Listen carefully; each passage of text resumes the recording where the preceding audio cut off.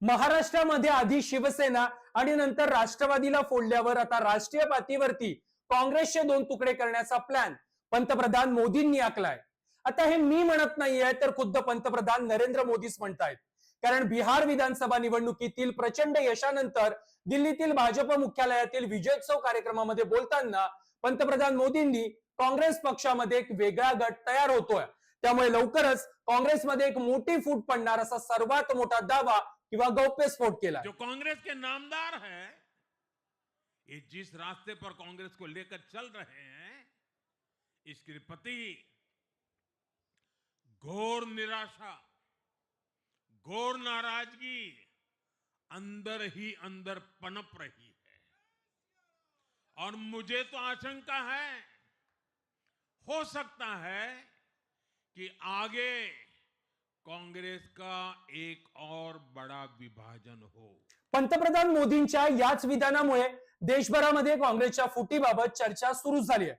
त्यामुळेच आता आपण खरंच काँग्रेसचे दोन तुकडे होतील का? राहुल गांधींविरोधात काँग्रेसमध्ये बंडाची सुरुवात झाली आहे का? शिवसेना आणि राष्ट्रवादीप्रमाणे आता काँग्रेस पक्षावरही कुणीतरी दावा करू शकतो का? काँग्रेस फुटणार या मोदींच्या विधानाचा नेमका अर्थ काय? पंतप्रधान मोदींच्या डोक्यामध्ये काँग्रेसचे दोन तुकडे करण्याबाबत कोणतं कटकारस्थान शिजतंय का? या सर्व प्रश्नांची उत्तरं या व्हिडिओच्या माध्यमातून जाणून घेणार आहोत.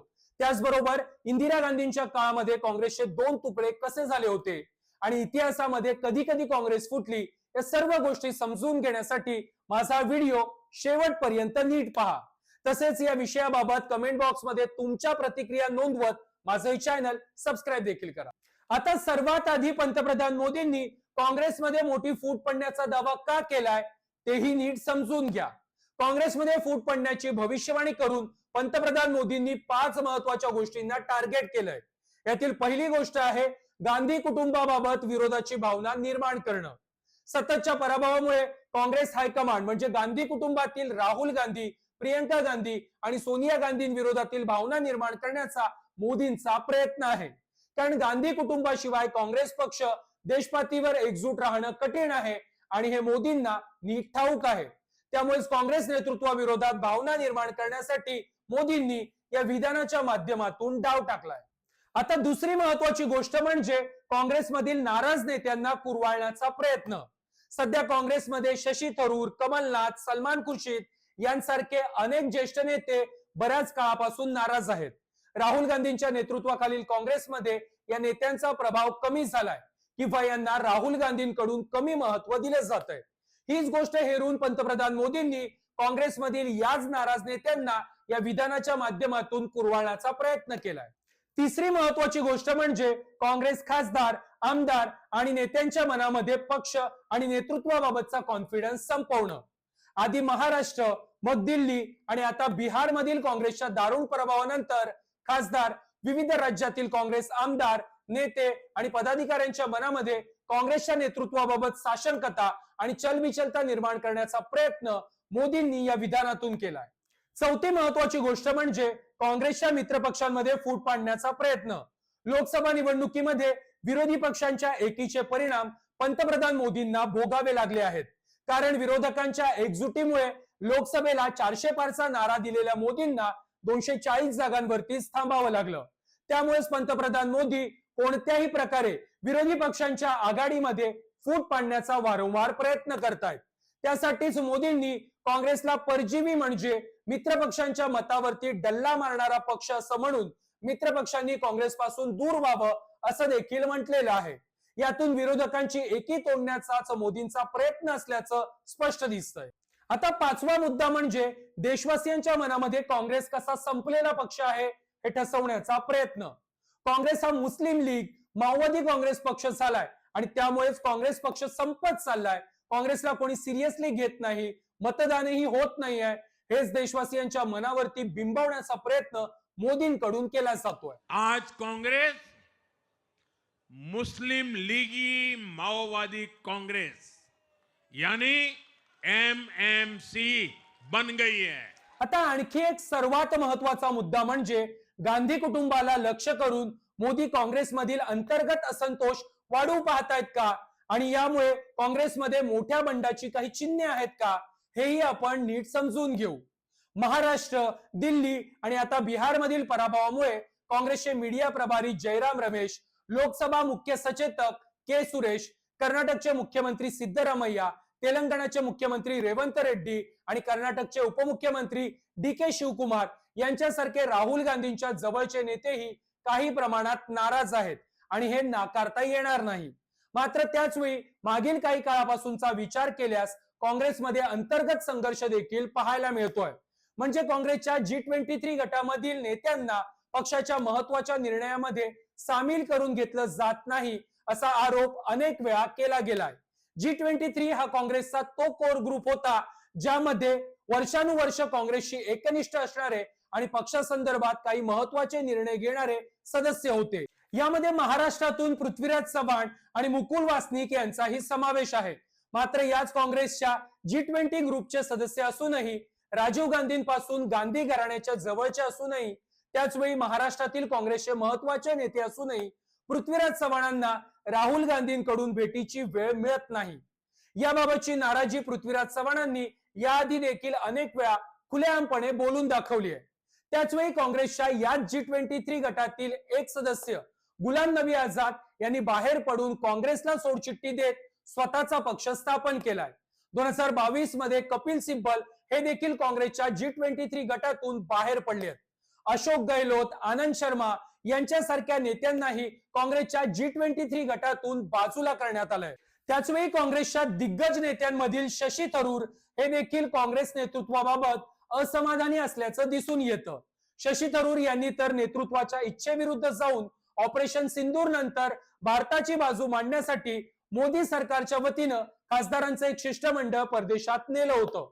त्यामुळेच काँग्रेस हायकमांड आणि शशी थरूर यांच्यामध्ये एक मोठी दरी निर्माण झाली आहे. आता राज्यातही काँग्रेस पक्षात अंतर्गत गटबाजी सुरू आहे. इकडे महाराष्ट्रामध्ये नाना पटोलेंना हटवून हर्षवर्धन सकपाळांना काँग्रेस प्रदेशाध्यक्ष बनवण्यात आलं.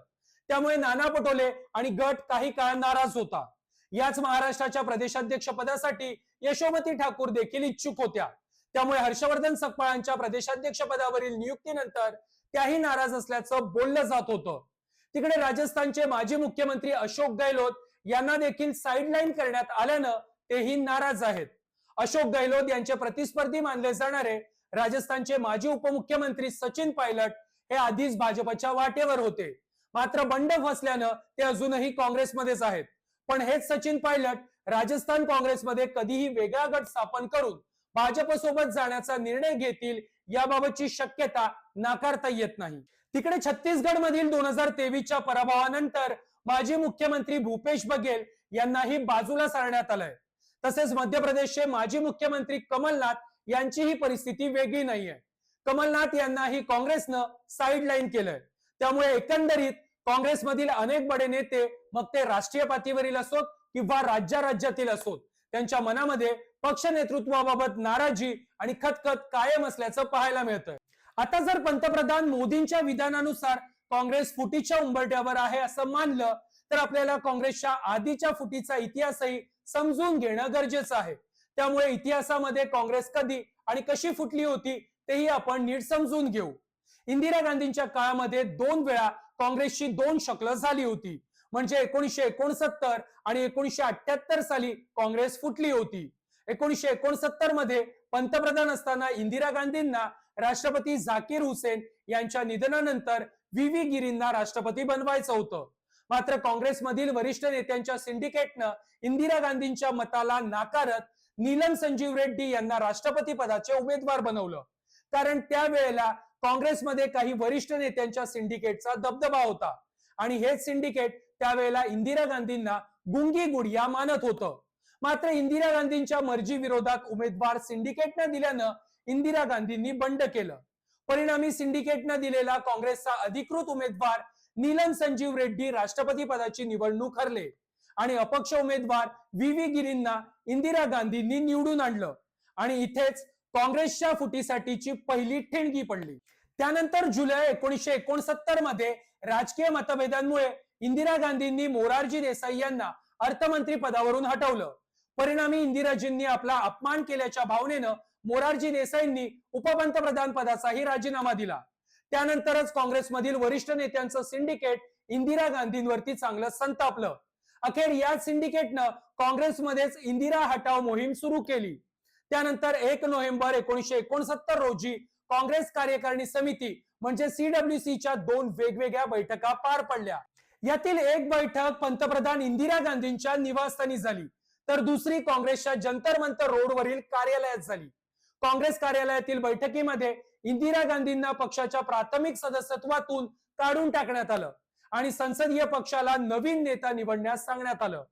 काँग्रेसमधील वरिष्ठ नेत्यांच्या सिंडिकेटनं टाकलेल्या या डावानंतर इंदिरा गांधींनी देखील तातडीनं संसदेच्या दोन्ही सभागृहांची बैठक बोलावली, ज्यामध्ये 429 पैकी 310 काँग्रेस खासदारांनी सहभाग घेतला आणि अखेर इंदिरा गांधींनी काँग्रेसचे 2 तुकडे केले. इंदिराजींच्या पक्षाचं नाव काँग्रेस आर आणि दुसऱ्या पक्षाचं नाव काँग्रेस ओ झालं.